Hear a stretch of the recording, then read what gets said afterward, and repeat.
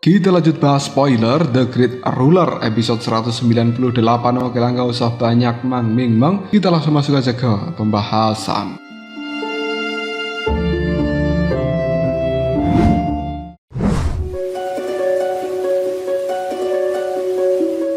Di Pulau Naga yang dipenuhi reruntuhan kuno dan juga kabut beracun, Lin Jing telah menjelajah sendirian untuk mencari harta karun peninggalan Istana Naga. Setelah berkeliling cukup lama tanpa hasil, dia memutuskan menggunakan serangga pemburu harta karun, makhluk langka yang mampu mendeteksi jejak energi dan juga keberadaan benda-benda berharga. Meski serangga itu harus menanggung racun dari kabut berbahaya, usahanya tidak sia-sia. Serangga pemburu harta karun akhirnya membawa Lin Jing pada sebuah kompleks reruntuhan besar yang pernah menjadi aula megah di masa lalu dari Istana Naga ini. Di tengah reruntuhan itu berdiri sebuah singgasana atau kursi raja yang terbuat dari tulang putih yang masih utuh, memancarkan aura kekuasaan dari pemiliknya di zaman kuno. Namun Lin Jing tertuju pada sebuah bola kristal di atas singgasana tersebut. Di dalamnya tampak seekor naga putih yang terus bergerak, memancarkan kekuatan spiritual yang luar biasa. Lin Jing segera menyadari bahwa itu adalah mutiara roh naga, harta langka yang menyimpan seluruh kekuatan spiritual dan juga garis keturunan seorang ahli kuat dari klan naga setelah kematiannya. Menurut perkiraannya, mutiara roh naga itu kemungkinan ditinggalkan oleh penguasa dari Istana Naga, sosok yang kekuatannya hampir mencapai tingkat penguasa bumi atas. Nilai harta itu bahkan bisa menyaingi kipas Dewa Angin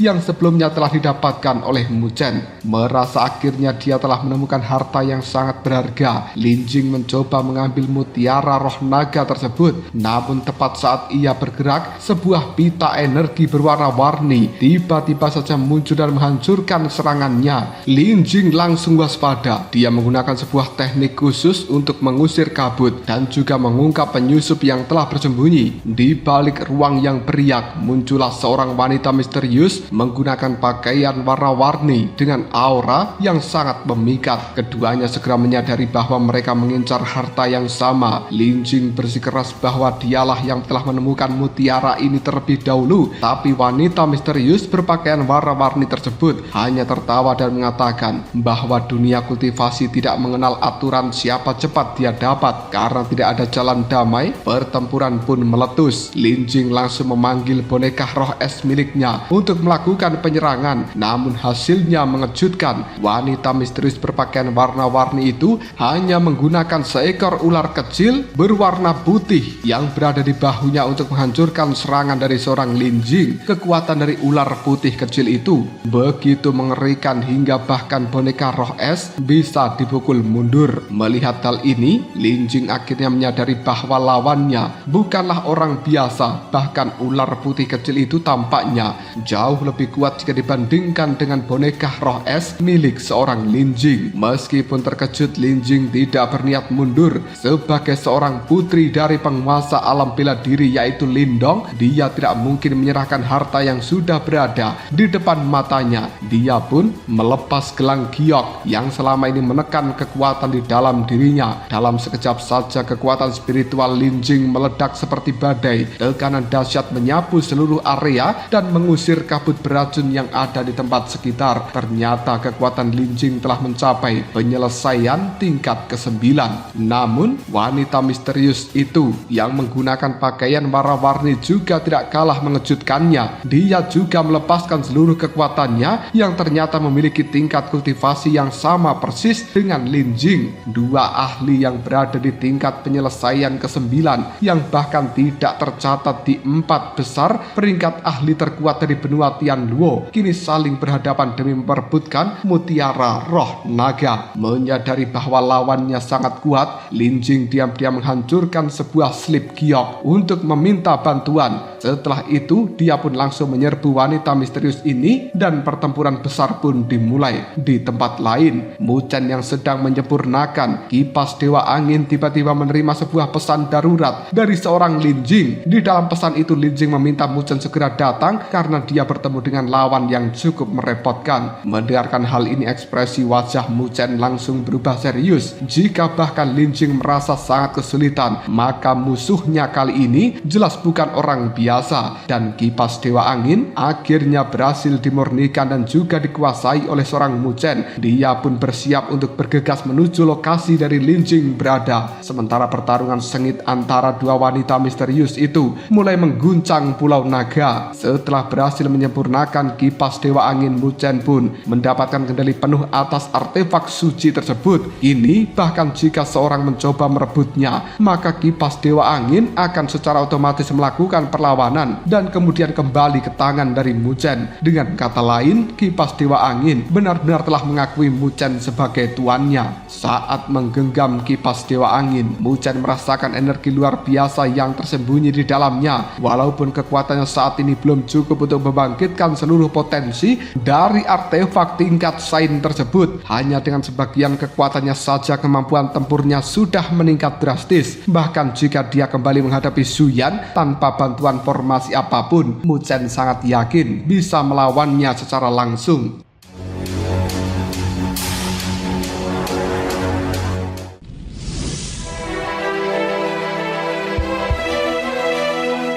Setelah puas mengagumi senjata barunya, Mu Chen pun pergi menemui Jiu Yu terlebih dahulu. Namun begitu melihatnya, dia langsung terkejut. Jiu Yu tampak berbeda dari sebelumnya. Meski berada tepat di depan matanya, Mu Chen memiliki sebuah perasaan yang aneh bahwa jika dia menyerang sekarang, maka serangannya mungkin tidak akan pernah mengenai tubuh dari Jiu Yu. Tubuh Jiu Yu terasa seperti angin itu sendiri, tidak berwujud, sulit ditangkap, mustahil diprediksi. Kejutan Mu Chen semakin besar ketika Jiu Yu tiba-tiba muncul di belakang Mu Chen tanpa disadari. Kecepatan seperti ini begitu luar biasa hingga hampir melampaui batas persepsi normal. Jiu Yu kemudian menjelaskan bahwa seluruh perubahan ini berasal dari seni pemanggilan angin yang baru saja dia kuasai. Namun ternyata teknik itu bukanlah kemampuan biasa. Bentuk aslinya dikenal sebagai seni pemanggilan angin yang agung, salah satu dari 36 kemampuan ilahi tak tertandingi yang sangat legendaris di dalam dunia seribu besar. Mendengarkan hal seperti ini, Mu Chen langsung terkejut. Dia awalnya mengira bahwa gulungan itu yang telah ditemukan di dalam istana angin hanyalah kemampuan ilahi tingkat rendah biasa. Namun siapa sangka bahwa teknik tersebut sebenarnya merupakan bagian dari salah satu kemampuan paling berharga di dalam dunia kultivasi. Potensi dari teknik ini bahkan mampu membuat para penguasa surgawi menjadi tergoda. Kini Mu Chen akhirnya mengerti kenapa kecepatan dari Jiu Yu meningkat begitu drastis. Dengan kemampuan itu, selama tidak bertemu dengan penguasa bumi sejati, Jiu Yu hampir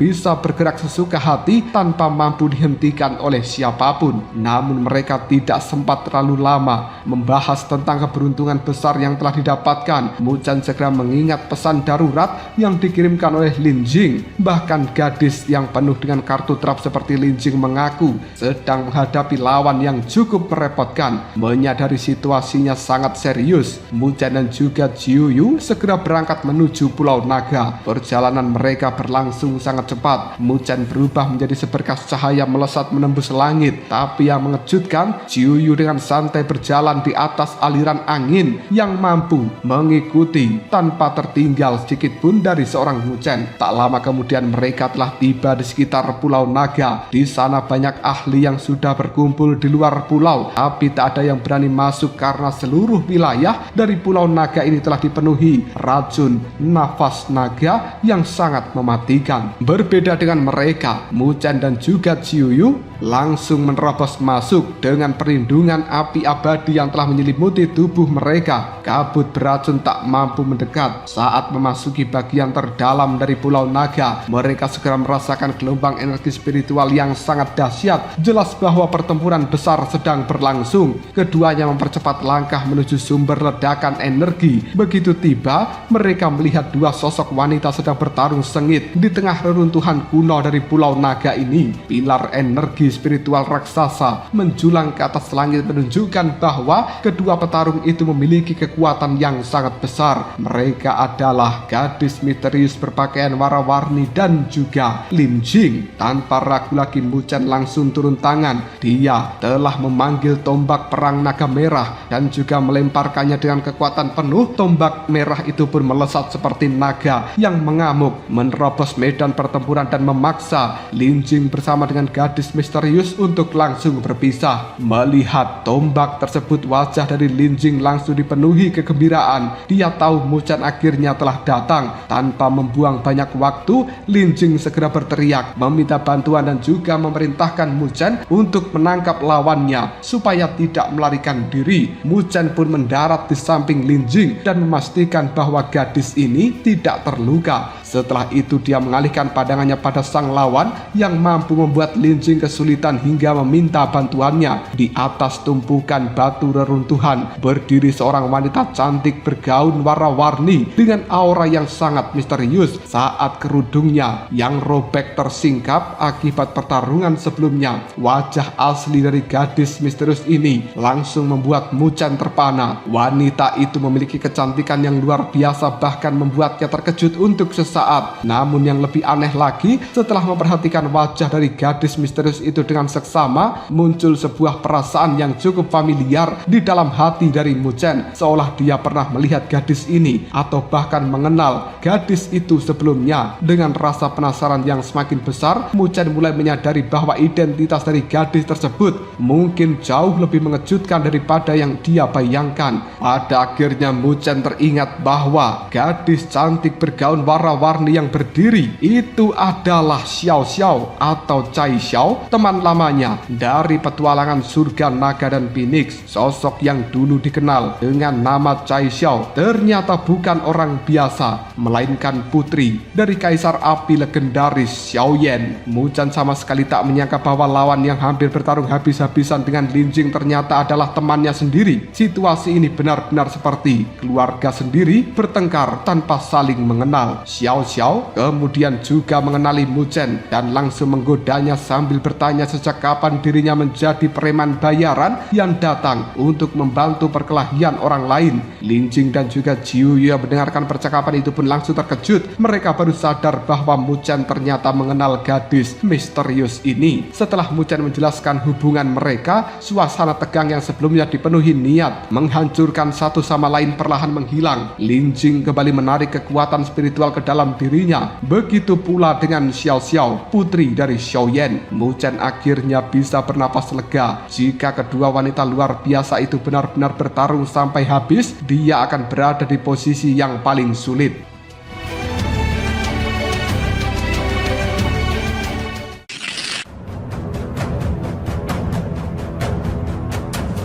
Kemudian Mu Chen memperkenalkan mereka satu sama lain. Ketika identitas Lin Jing terungkap sebagai putri dari leluhur bela diri Lin Dong, Xiao Xiao langsung terkejut. Sebaliknya, saat Lin Jing mengetahui bahwa Xiao Xiao adalah putri dari kaisar api Xiao Yan, mata Lin Jing langsung berbinar penuh dengan kekaguman. Ayah mereka berdua adalah tokoh puncak yang telah mengguncang seluruh dunia seribu besar. Meski kedua legenda itu jarang bertemu satu sama lain, namun takdir justru mempertemukan putri-putri mereka di dalam tempat ini. Permusuhan yang tersisa langsung lenyap. Bahkan Lin Jing dengan tulus mengatakan bahwa jika sejak awal mengetahui identitas dari Xiao Xiao, dia mungkin akan menyerahkan mutiara roh naga tanpa perlu bertarung terlebih dahulu. Melihat kedua gadis itu telah berdamai, Mu Chen merasa sangat lega. Setelah suasana kembali tenang, Xiao Xiao menjelaskan bahwa dirinya datang ke istana surgawi kuno setelah menyelesaikan melanjutkan kultivasi. Awalnya hanya ingin mencari Muchen di perbatasan utara, tapi dia yakin Muchen pasti akan datang ke tempat yang penuh dengan harta seperti ini. Saat mengamati Muchen, Xiao Xiao juga terkejut melihat perkembangan dari kekuatan Muchen. Hanya dalam waktu yang kurang dari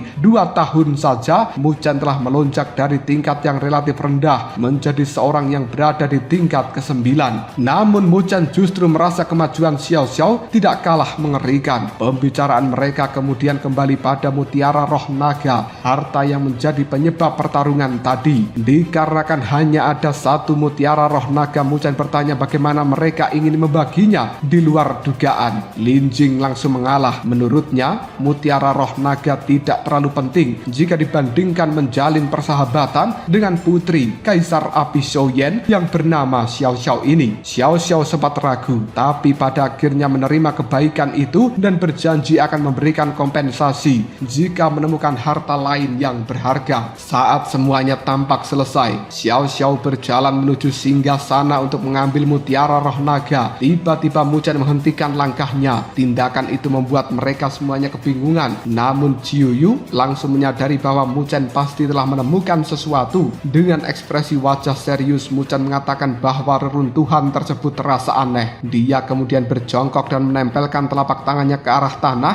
untuk menyelidiki area yang ada di sekitar singgasana tulang. Setelah beberapa saat memeriksa, matanya terbuka dan ia menyatakan bahwa memang ada sesuatu yang telah bersembunyi. Detik berikutnya, Muchen menghantamkan telapak tangannya ke arah tanah dengan keras yang kemudian BOOM! Ledakan besar mengguncang seluruh area. Reruntuhan mulai runtuh, bebatuan hancur, tanah terbelah. Dari dalam bumi muncul sebuah formasi roh raksasa yang selama ini tersembunyi. Namun yang lebih mengejutkan adalah sosok yang berada di pusat dari formasi itu. Seekor naga putih raksasa yang diselimuti energi kematian sedang terbaring di bawah tanah. Makhluk itu ternyata bukan naga yang hidup, melainkan naga boneka mayat yang digunakan sebagai alat pembunuh. Xiao Xiao, Lin Jing, dan juga Jiu Yu langsung terkejut. Mereka menyadari bahwa jika sebelumnya mereka bertindak dengan gegabah mendekati singgasana tulang, kemungkinan besar akan terjebak. Muchen lalu menjelaskan bahwa formasi itu adalah formasi roh mayat. Siapapun yang masuk ke dalam jangkauannya akan langsung mengalami penurunan kekuatan spiritual secara drastis. Bahkan ahli tingkat ke-9 seperti mereka bisa ditekan hingga setara kekuatan tingkat ke-7. Dalam kondisi seperti itu, mereka akan menjadi mangsa yang lebih mudah bagi naga boneka mayat yang menunggu di bawah tanah itu. Menyadari betapa berbahayanya jebakan tersebut, semua orang mulai khawatir.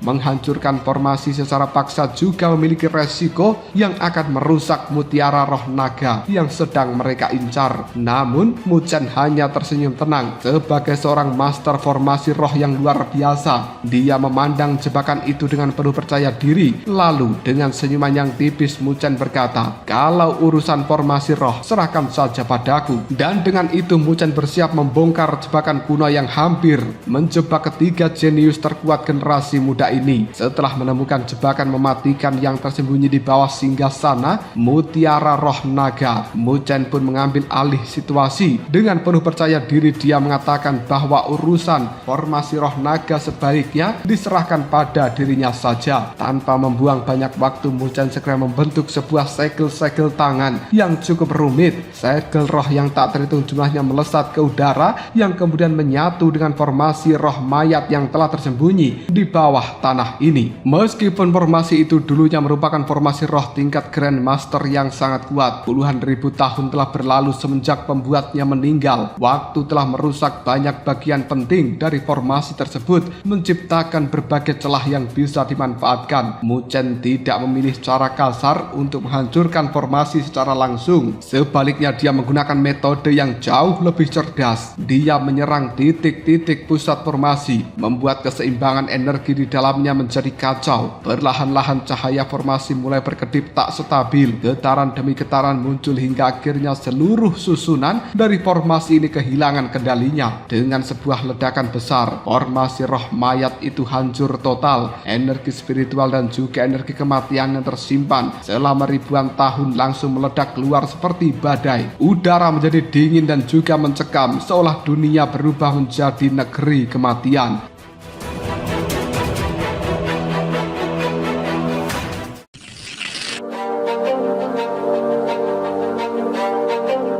Untungnya, Muchen dan juga yang lainnya telah bersiap. Mereka menggunakan kekuatan spiritual untuk melindungi tubuh masing-masing hingga gelombang energi kematian itu akhirnya menghilang. Melihat keberhasilan tersebut, Xiao Xiao tak bisa menyembunyikan kekagumannya. Dia memuji kemampuan Muchen yang kini telah berkembang jauh dibandingkan saat mereka berpetualang bersama di surga naga dan Phoenix saat itu. Namun masalahnya belum selesai. Di bawah reruntuhan masih ada naga, boneka mayat, makhluk mengerikan yang setara dengan ahli tingkat ke-9.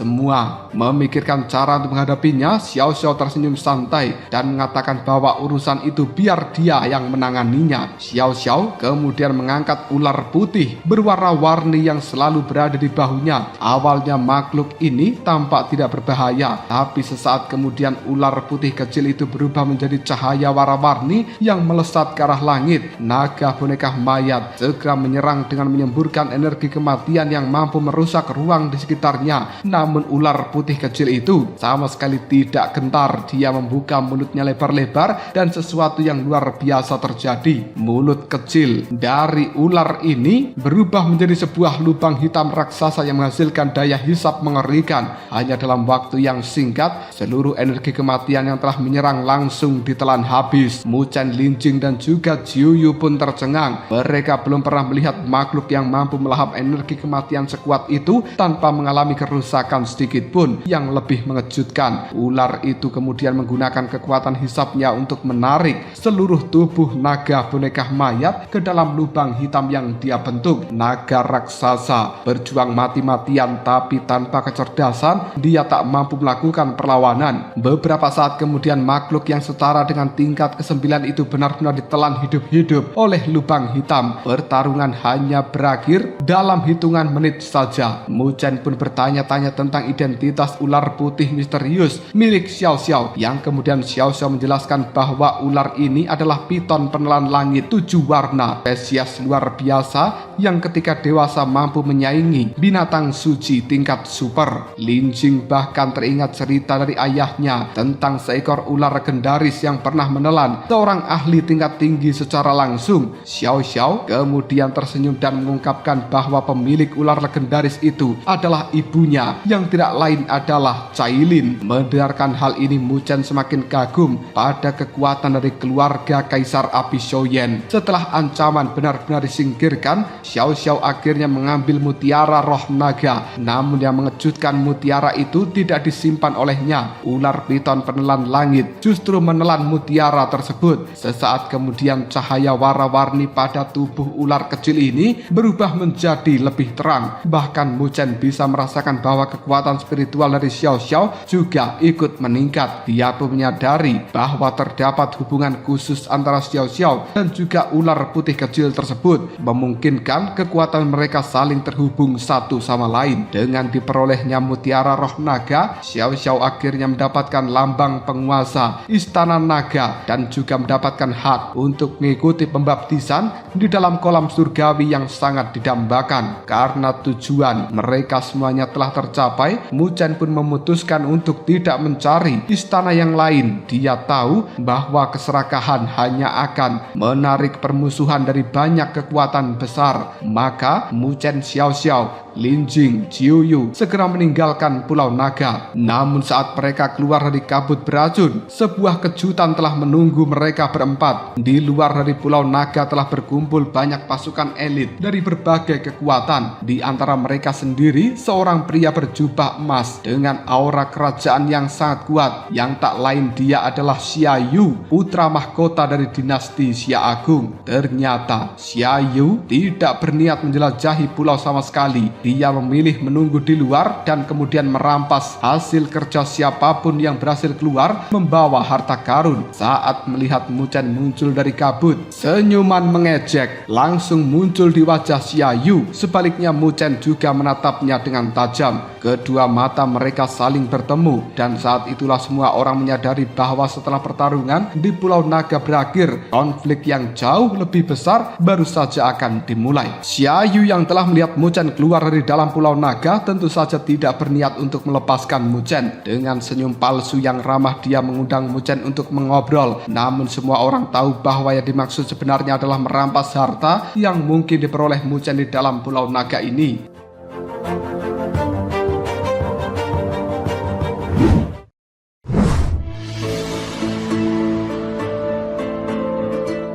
Di belakang Xiaoyu berdiri banyak ahli tingkat puncak, termasuk hampir 10 pakar yang berada di jajaran teratas, peringkat ahli terkuat. Mereka memandang Mu Chen seperti kawanan serigala yang sedang mengincar mangsanya. Banyak orang di tempat sekitar merasa kasihan pada Mu Chen. Dalam pandangan mereka, menghadapi pasukan sebesar itu sama saja dengan mencari kematian. Namun Mu Chen sama sekali tak gentar. Dia dengan tenang menjawab bahwa dirinya tidak mengenal Xiaoyu dan juga tidak tertarik untuk mengobrol dengan dirinya. Jawaban itu langsung membuat suasana membeku. Merasa harga dirinya telah diinjak, salah satu bawahan Xiaoyu yang bernama Lu Qiu segera maju sebagai ahli peringkat 15 di dalam peringkat ahli terkuat dari generasi muda benua Tianluo. Dia terkenal memiliki kekuatan fisik yang luar biasa. Tanpa banyak bicara, Lu Qiu langsung menyerang. Sebuah telapak tangan raksasa yang dipenuhi energi spiritual turun dari langit, berniat menangkap Mu Chen hidup-hidup. Semua orang mengira pertarungan akan berakhir dalam satu serangan. Namun yang terjadi justru sebaliknya. Mu Chen mengaktifkan kekuatan tubuh naga dan juga phoenix miliknya. Cahaya emas meledak dari dalam tubuhnya, diiringi raungan naga dan juga teriakan phoenix yang mengguncang langit. Kemudian dia melayangkan satu pukulan. Ledakan dahsyat mengguncang udara. Ketika debu energi menghilang, semua orang tercengang. Lu Qiu justru terlempar jauh ke belakang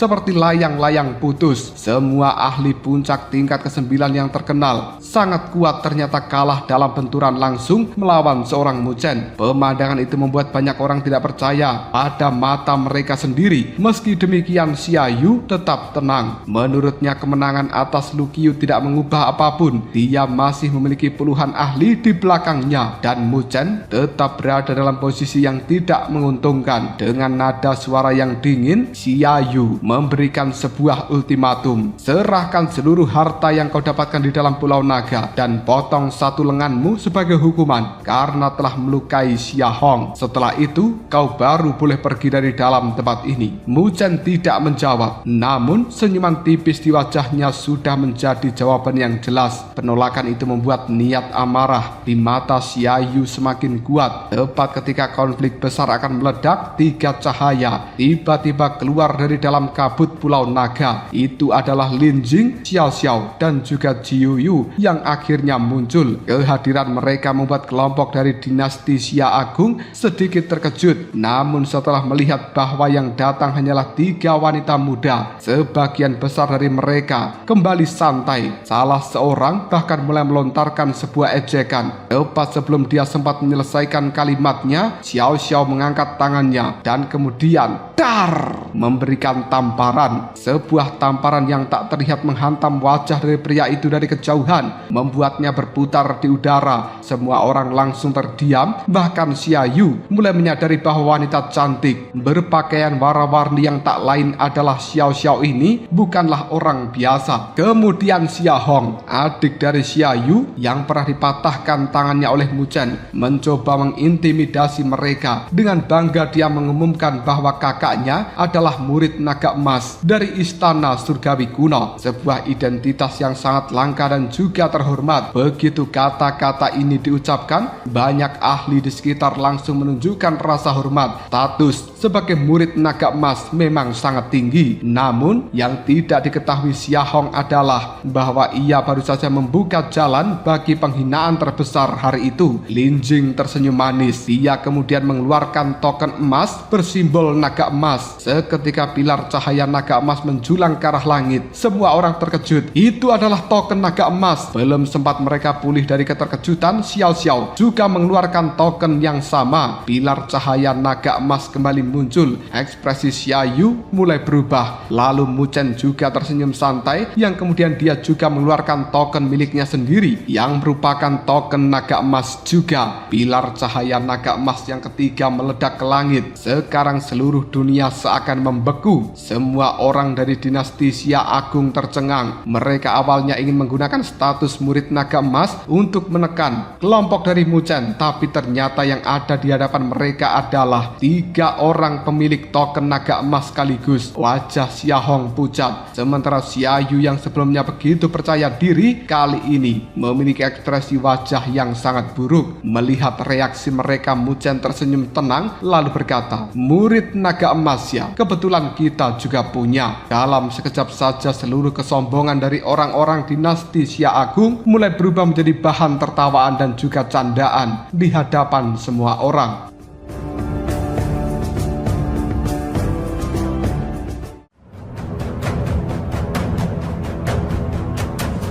Lalu, apakah yang akan terjadi selanjutnya? Mungkinkah kelompok Xiaoyu dan juga Xia Hong masih akan melawan kelompok Mu Chen? Jika kalian penasaran, tunggu aja jawabannya di next video. Ngobrol Sob.